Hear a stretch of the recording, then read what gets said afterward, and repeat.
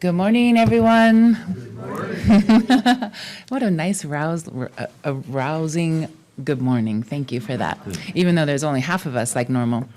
So welcome on this beautiful September morning. My name is Cynthia Luck-Carr, and I am a licensed spiritual practitioner. It was kind of funny. We had a practitioner meeting this week, which was really nice, huh? Right, Ann? Anybody else here that's a, no, not yet. And welcome also to the live streamers. So thank you all for being out there. We had a meeting and we realized that our title is different than we thought. We're spiritual practitioners. So we're going to say that now instead of the practitioner. So that was kind of fun for me. Also, we talked about a lot of really good things as the healing arm of our center. That's what practitioners do. So we'll be looking for some new, interesting things coming, I hope. So let's go ahead and do a little prayer. I'd invite you to settle into your space. We're going to do things a little bit differently today and say the affirmation after our invocation. And then we'll do a reading and then a little bit of time to reflect. So starting now with the invocation. Feel the ground beneath your feet. Bring your attention to the top of your head. And notice the divine coursing through you, as just as it is through me, as my life. It is that for you and for all life. I know that God is here in perfect form, and it is from this grace-filled place that I give thanks. I give thanks for John, Reverend John, and our practitioner team, our music director, RL, and Max, leadership council people, present, past, and future, our children's program teachers, our technicians who manage that technology that brings us together.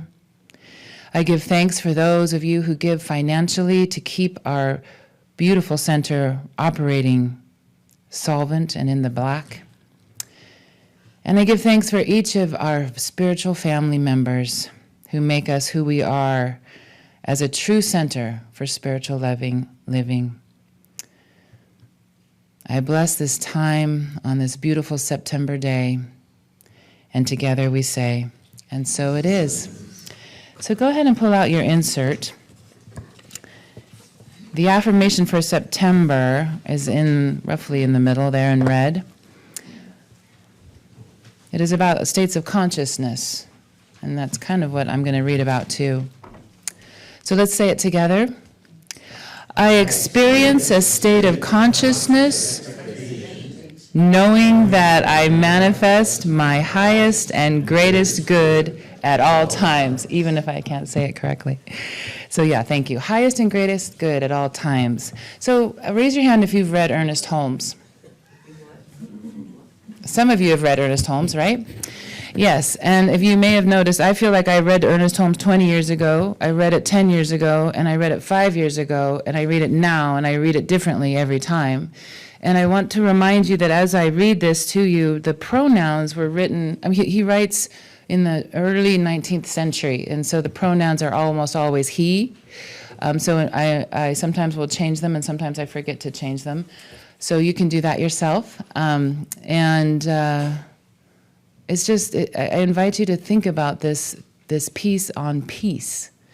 It is from a section called The World Has Suffered Enough in Essential Ernest Holmes. Okay?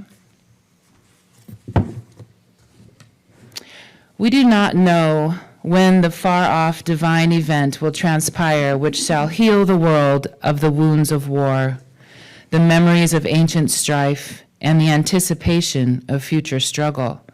All we know as individuals is that it is within our power to control our own thinking, to so order our own mind and thought that we as individuals shall be surrounded by peace. Peace comes from the absence of fear, from the consciousness of trust, from a deep underlying faith in the absolute goodness and mercy, the final integrity of the universe in which we live, and of every cause to which we give our thought, our time, and our attention. If we would have peace outwardly, we must first realize peace inwardly. Are we ready for peace? When the world is ready for peace, it will have peace. When the individual is ready for peace, his thought will be so composed that he will find himself living in peace, even though to the world he appears to be in the midst of chaos and confusion. Let us contemplate this thought. I live in peace with God as a partner. I live in peace with the great Creator, the Maker, the Sustainer of all. God is the parent mind. God is the divine source in which my life and in which all life is rooted. I seek to persist in a belief of this perfect unity with the divine. Divinity, my divinity, is at peace within God. As we contemplate these words and meditate upon their meaning with prayerful thoughtfulness, there wells up from within us, as though from some subterranean source, some unplumbed depth in our own mind, a new vision, a vision which has power to offset hate, to destroy discord, to still anguish, to obliterate fear. There wells up from within us a trust, a consciousness that we are surrounded by an infinite goodness, and that thought of peace spreads itself beyond the confines of our own consciousness and helps that much in healing a sick world of the belief that it must fight. First, at home, in the silence of our own thought, let us heal ourselves of fear, of doubt, of uncertainty. Let our lives be peaceful. Let our lives be whole. And so it is. Now let's ponder that thought for a moment with our eyes closed if you're comfortable, and go within.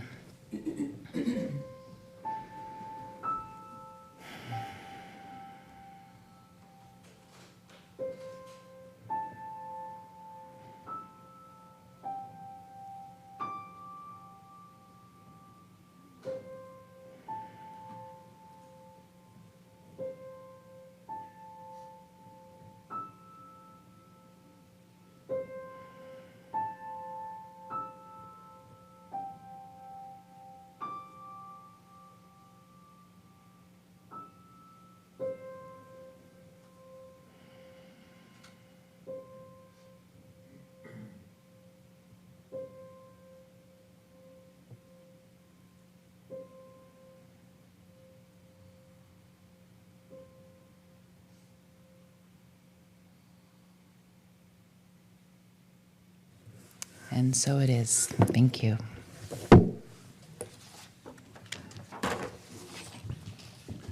RL, thank you, Max. Good morning, everybody. Good morning. Good morning, everybody at home. It was so fun on Saturday. We were walking Will the Wonder Dog by Draper Preserve, and out of the blue, someone says, Reverend John, Reverend John.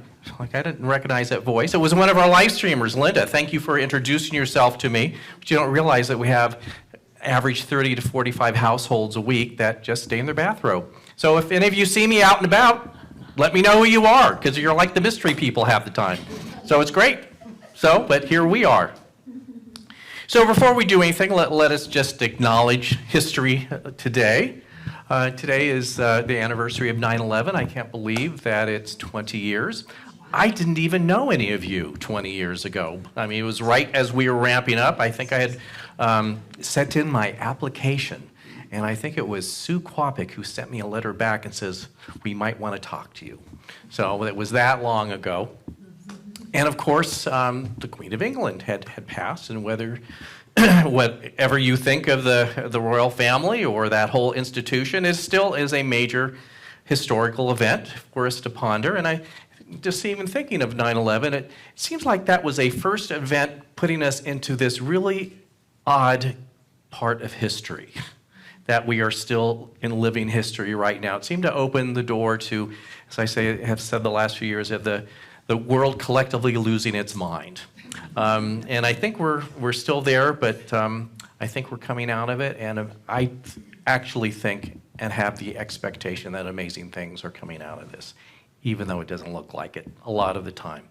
So that's what I want to talk about today, conscious expectations and unconscious expectations. What are the difference? Where are the expectations a positive thing for us to have? And when are they not so positive things for us to have? So let's talk about what we're really familiar with, unconscious expectations. So an unconscious expectation is when you would like someone else to change to make your life better. Just think about that for a while. When you want someone else to change their behavior to uplift your life, that you put all the responsibility onto them. And we also put this on worldwide events, like, I don't know, again, what you might think about the royalty in England. It doesn't matter, you're not going to change it. You may want it to change, or you may want certain things that happened in the last 20 years after 9/11 to change. But individually, we don't have that power, so to speak. Other unconscious expectations that we put on ourselves. How often do we hear the voice of a parent or a teacher or a friend telling us that we should be a certain way or show up a certain way? And even though a part of us may know that's an unrealistic expectation, we may beat ourselves up for it on some level because we don't. So in that sense, expectations are, I guess we'd say, a negative thing. It's wanting something that happened that just is not going to happen, or at least you don't have any power of it to happen. And we all go down that rabbit hole from time to time. And we might get it confused when I say the phrase conscious expectations. What is it? And so first of all, conscious, it means maybe I know what I'm talking about a little bit. Maybe I've thought this through. First of all, conscious expectations is knowing that the only true change I can initiate is through changing myself and my consciousness and showing up differently in the world. In fact, that's the only way that you might, in fact, see others change because of you, is because of your example, not because of your pointed finger. That as you come in elevated consciousness, you change the consciousness in the room. And that is a conscious expectation that you can have, that you can change the world, but still, it's not, the details are not up to you. You can go and be an agent of change through that way. A conscious expectation for me is when I set or form an affirmation or intention or desire to do something, and I realize, one, there's very little I have control over, but there is a larger power in the universe that I can align myself with. And the most effective prayer always is to affirm that the higher and highest good for all will come forth from my intention and actions. That as human beings, we certainly have an idea of how we would like something to show up, but a conscious expectations is to put that aside and say, I kind of would like that, but know that there is always something better available, more so than I can invent as a human being. And haven't we found that a lot of times? You think you're going into a situation, one that has turned out well for you, and I have done this and think, I could have never made this up on my own. That it's turned out so amazing and so wonderful that I just didn't have all the clues together to put this together. So going into anything, a conscious expectation is to know is that I can go on that energetic ride of knowing something greater can come, more so than I can figure out on myself. So that is, I think, a realistic conscious expectation. You're not expecting others to change, but it is a realization that you can get into the greater flow of life and know that great things can happen. So that is actually the theme of today, of this month. So let's talk about this and how it shows up in weddings. Wanna? Because September is a big wedding month for me. First of all, I love officiating weddings. Most of the weddings I do are either just the couple or less than 10 people, and I love it. It's really a window into people's lives, and especially as they're beginning a new phase of their life, it's so wonderful. But in broad generalities, there is a difference between the big Sun Valley destination wedding, 300 guests, and these lovely weddings of 2 to 10 people that I do at the beach at Redfish. I mean, even if you've not been to both, you probably can imagine that there is a slight difference. And first of all, if anyone that I've married is out there, and if you were one of the big weddings, I'm not talking about you. Please don't think I'm doing that. I'm talking in broad terms. I've done 2 weddings this week. I'm not talking about you if you're watching today. Just know that I'm reaching way back in the past. Because people always say, were you talking about me? No, I'm not talking. No, I'm not talking. I just want to put that out there. Weddings are a very touchy subject. But I want to talk about unconscious expectations that can happen through very large weddings. And you've probably been to at least one of the Sun Valley destination weddings, 200 to 300 people. They've all flown in. They've rented one of these huge properties. There's one up north that I've done multiple times, and they have a very large pond on the property. Maybe you've been there, and it's really lovely. But I start planning with a couple, usually several months in advance. We do a Zoom or 2 and lots of emails. And there is a certain sense of anxiety with couples when they are planning the big Sun Valley wedding. That there are many unconscious expectations. I mean, think about maybe those of you that have gotten married, if you had a big wedding, think about weren't there unconscious expectations? Your family had certain ideas of what should happen.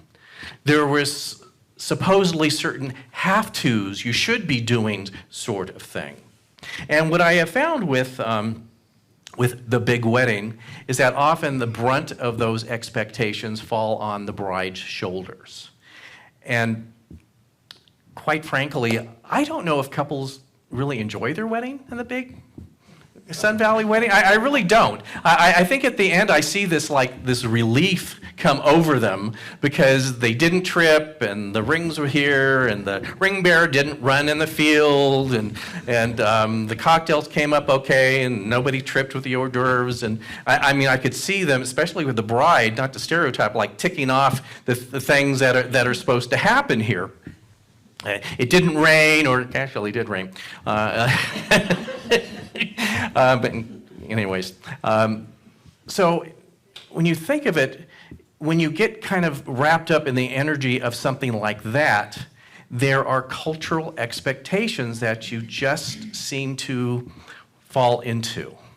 That if you even say, well, maybe we shouldn't do X, you might have a chorus of family members, well, of course you have to do X, sort of thing. You can't get away with that, blah, blah, blah, blah, blah. So the large weddings can, again, not stereotyping all of you that had large weddings, can be a point where we give ourselves over to unconscious expectations and make choices that might not be our own. So it is such a completely different experience for these sweet little weddings that I get to officiate. And that's why I keep doing this. I work through an online organization called Simply Elope that plan these weddings. They just call me up, and it's great. They come from all over the world, literally. For some reason, they just had this desire to come to Idaho, even if they've not even been here before. They've seen pictures of Redfish Lake, and they're just going, yeah, we're going to do that. The couple I did Friday morning was from Tennessee, never been here, but we just had to come here. And I love that. And when I do my first planning with them on Zoom, there is that true great conscious expectation of, we're completely doing everything against what our families ever told us, and we're doing this for us. This is what we want to do. And I've talked to them, and occasionally they'll fall into, well, shouldn't we be doing this and that and the other? He says, it's just us. We can do whatever we want. Really, we can literally do anything that we want. And so if they do put traditional things within it, it's because they want to do the traditional things within them. And I mean, it is just really wonderful, and what it takes for some people to actually make it here to Idaho, and that it was such a big goal for them, especially during the heights of the pandemic. What it really took through all that craziness to say, we're going to have a sense of the amazing in our life and go to Redfish and get married. And that's why I love it. It's like every time I get a little new wedding on the books, it's like, because I just love it so much. And talking to this couple that I married, was it last week? Yeah, it was great. So they were from the East Coast. Both came from very large Italian families, not to stereotype Italian families, but I grew up with Italian families. It would not be good news to the families that they were eloping away from the families. In fact, after the wedding, they said, "Oh, our mothers are going to kill us." Kill us. And I don't mean this metaphorically. They are going to kill us. And I said, "Well, don't give them my number. I don't want to get in on this action at all. I don't want any of this." But it was so sweet. As I was talking to them on the beach, they hadn't shared this before. They were in late 20s. They started to date in high school. He was like the captain of the football team and all that kind of thing. But then they have lived together for a few years already, and they shared with me that a year ago they had a fire and lost everything. And somehow just them planning their own or taking control of their own wedding away from their families in a place they never thought they would go to, but just suddenly longed to go for, it was just like them saying, "This is how we want to start the next portion of our lives." I mean, it was so conscious, and it was really a conscious choice. And of course, they cried, and I start crying. I'm hearing about the fire and all that sort of thing, and it was just like, how amazing. How could their life not get a better start than that? So I think we need to consider how we can bring that level of conscious choice and conscious expectations to our lives. I mean, those things are magical.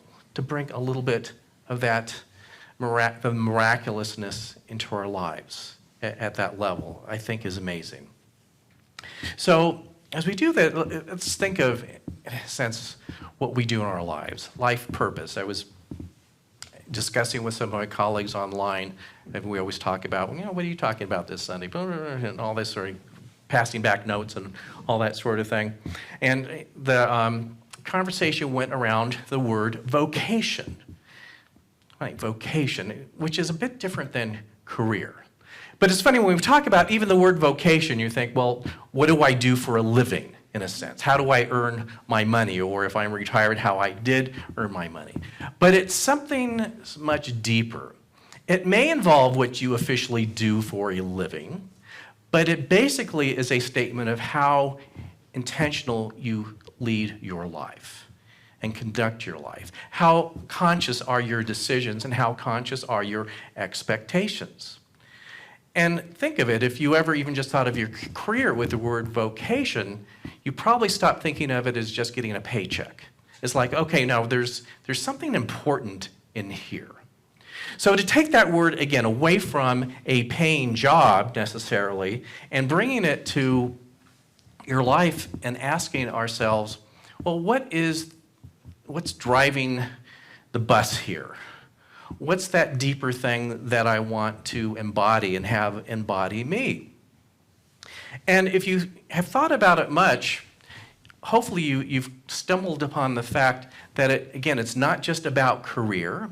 It's not about even having, doing things that officially sound like they're good to do. Like, I'll volunteer 20 hours a week, which is great. I've got lots of work over here. Anyone that wants to do that. Or my type of job. I've had so many people tell me, oh, if I could only, be of service of what you're doing. And I've often have said, you can really mess this job really bad. So it has nothing to do about the title of it. It's like you can make a mess of it. It's more about the intentionality you bring into anything you do, is living a life of vocation, and not necessarily even being able to put it in a box saying this is exactly what I do. It's how you intentionally show up in everything that you do.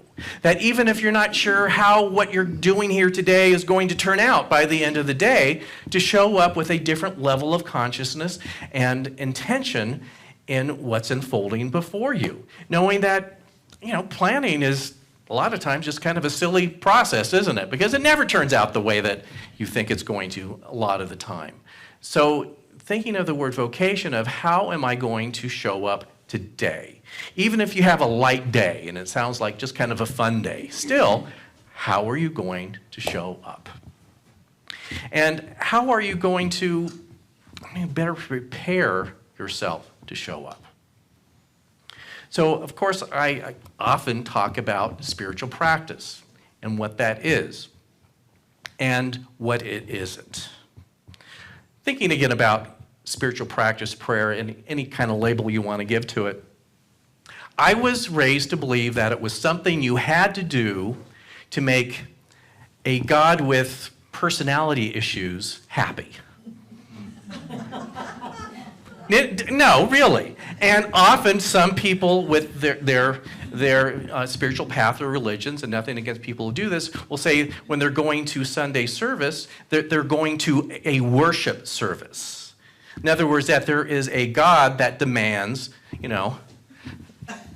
kind of thing. And if you look historically, all religions and different paths, that you would have an altar and maybe you would burn something up because the smoke goes up to this person with personality dysfunctions, and somehow they like it. So we still have a little bit of that somehow, I have to do that to show that I'm a good person, or he, she, it, or whatever the universe is, that they require this. Whatever power it is that created the whole universe does not need you to burn a burger on the grill in its name. I mean, it really does not. It's really good. It kind of has everything it needs. It doesn't need your incense burnt offerings or to get on your knees and say, oh yeah, well, John did that today. I guess I'll send him another, paycheck this week because he did it. It doesn't work that way. Again, spiritual practice is about you. And it's about your desire and intention to open up more widely to that creative essence of the universe and create more consciously in your own life. It's just like if you were, I've got this thing here. This will run only for so long before I plug it in. It seems to be great until then. Sometimes we forget that we need to plug ourselves in, reconnect ourselves to something larger than ourselves, and actually not tell it what we want, but to say, why don't you have a turn? I've been talking for 50, 60 years. Why don't you give it a go? Why don't you give me a little inspiration? Why don't you, in a sense, give me some hints? Because there's some areas that, let's be truthful, they've not been working out well. So spiritual practice is quieting ourselves and asking the question, what do you think? What intention should I do right now? And in fact, I really think of it now as just having your own conversations with God. Haven't we all stumbled into that book series at some point? How many are conversations with God? And you can actually do that. Now, I know that I still don't think of God as a personality over there that's going to sit on the throne and give me a few pointers. But if it makes it easier for you to think of it in that way, do it.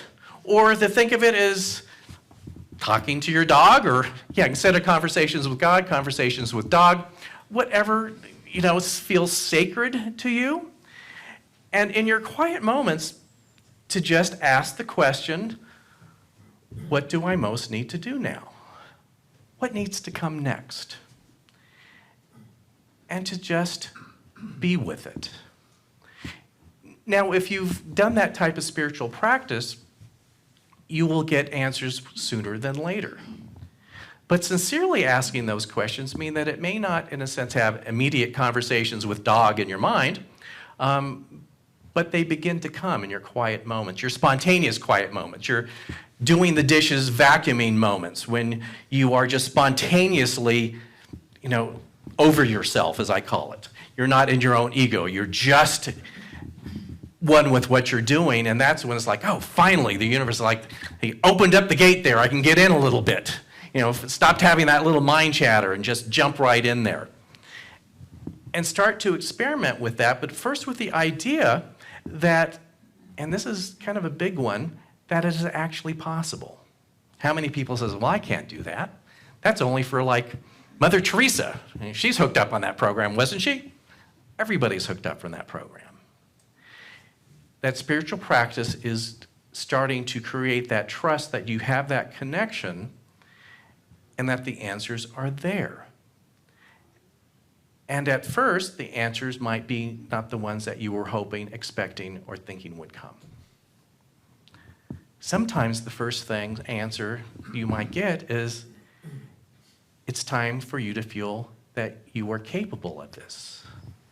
It's time for you to embrace your own worthiness and lovableness. It's time for you to know that you matter. Often those are some of the most important things for us to get before the things that we think are important will come. Often we start there. And this week's the reading I was doing was talking about inspiration and when do we know it's real?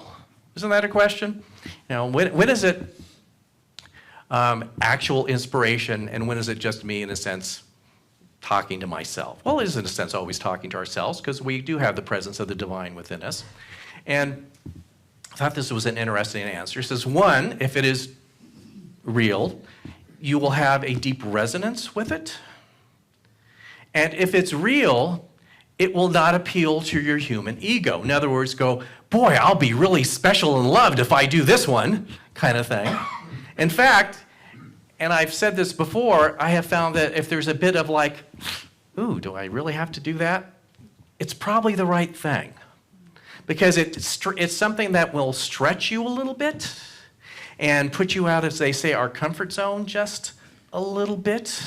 That, like I said, when you get answered prayer and you think, well, is there a B or a C that you can give me? I'm not liking the first one I got. You're probably on the right track. And I think that's sometimes why we close this connection. Because at first, our human aspect don't always like what we're hearing. That it might make us feel a little bit uncomfortable, especially if we're working on deep issues around worth and all that. At first, it's like, it's too uncomfortable to hear all that. So the spiritual practice is just opening it up and let it come in. And to know that in that state, you can make those conscious expectations. You can, in a sense, affirm or set an intention that really comes from the depths of your soul.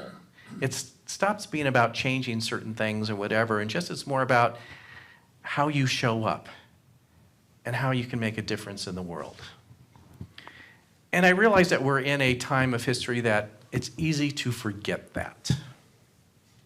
It's easy, in a sense, to have a resolve that we are going to do that. And of course, we turn on the news and 10 minutes later, we're down the rabbit hole, so to speak. And it's like all this stuff going on. I'm not saying don't look at the news, but sometimes it can be difficult to get back to that elevated state of consciousness.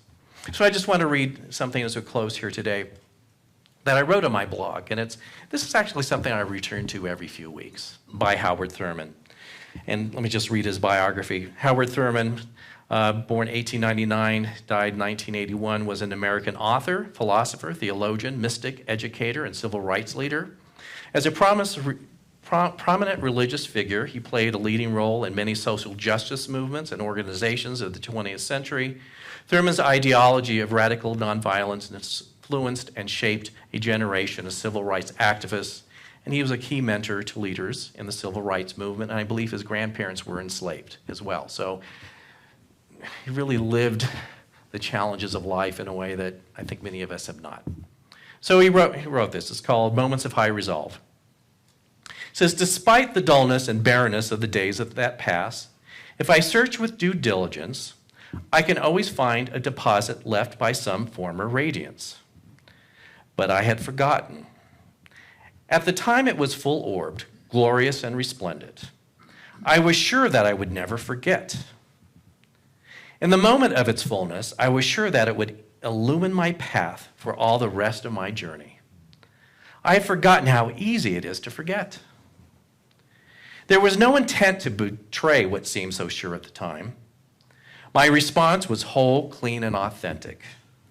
But little by little, there crept into my life the dust and grit of the journey. Details, lower-level demands, all kinds of cross-currents, nothing momentous, nothing overwhelming, nothing flagrant, just wear and tear. If there had been some direct challenge or a clear-cut issue, I would have fought it to the end and beyond. In the quietness of this place, surrounded by the all-pervading presence of God, my heart whispers, keep fresh before me the moments of my high resolve. that is fair weather or in foul, in good times or in tempests, in the days when the darkness and the foe are nameless or familiar. I may not forget that to which my life is committed. Keep fresh before me the moments of my high resolve. So let's just take this in for a moment and acknowledge the crazy world we live in at times.